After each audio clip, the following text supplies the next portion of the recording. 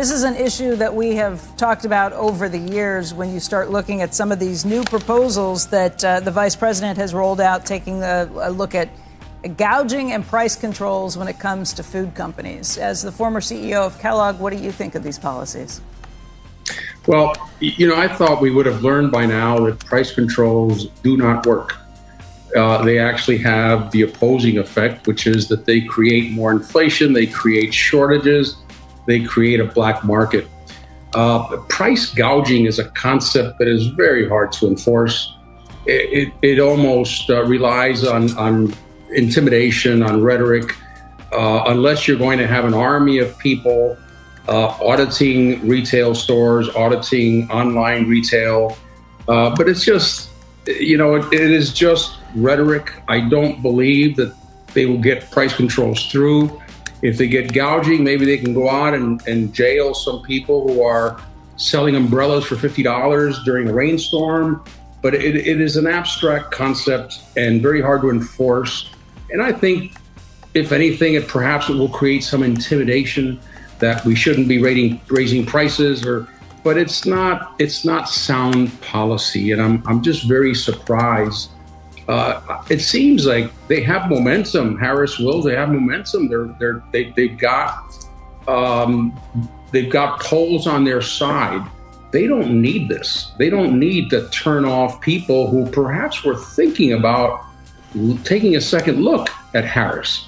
Now, I think a lot of people are just going to walk away. How many, I don't know. But conceptually, I can see that happening. You mean by going after populism instead of trying to be more middle of the road? What if you can't help yourself? What if you are what you are, Mr. Secretary? I mean, it's funny that you're saying. Does everyone have to be kind of a sociopath and only say what's in their best interest to get elected? What if she truly believes that this is what needs to be done? And if you look, the record that we have for a lot of the comments she's made in the past, many of them now are, oh no, she doesn't want to, get rid of, private insurance. No, she doesn't want to ban fracking. No, she doesn't want to get rid of ICE. No, she doesn't want to, confiscate everybody's gun. But all those things were said. You're ready to give her the benefit of the doubt on all these things? No, I didn't say that. I think you're making a good point, Joe. Some people are left wing. Yeah, and they believe it, and they believe in, they believe that billionaires and millionaires and CEOs are the enemies of this economy. And, look at the math. It's 80% of the people who work in the U.S. work for business. So they're just hurting the economy. It's very interesting, hypocritical that we want to compete against the world. We want to compete and beat China, yet we are holding back our companies, not just with this, let's just say they do put on price controls. Try to get a merger across the FTC. It'll take months and months and months. In the meantime, your competitors are getting stronger. Business is not the enemy, but it's an easy target.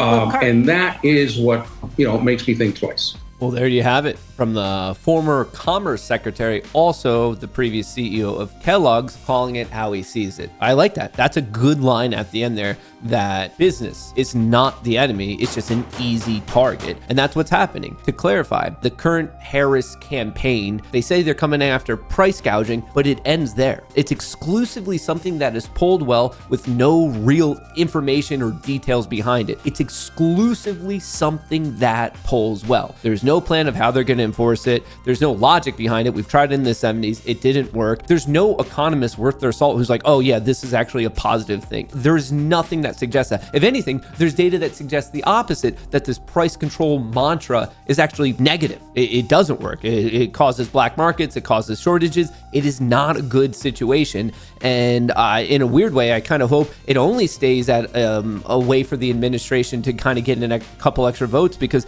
if it was actually instituted, there's not upside. This is only something to take advantage of people who don't know about the economy to try to get their votes. And this is not a bipartisan statement. The right very much agrees with it. And the recent polls, half of the left agrees with it, that like, oh, actually, we don't want this. So just to be explicitly clear here, no one's really agreeing with this. The only people who are agreeing with it are either extremely left-leaning or they're just reading the headlines thinking, Oh, corporations are bad and they're price gouging and we need to stop it. but when you actually get into the details of it, it's a giant nothing burger that is only out there to stir up headlines, to ideally capture a couple extra votes. That's exactly what we're seeing.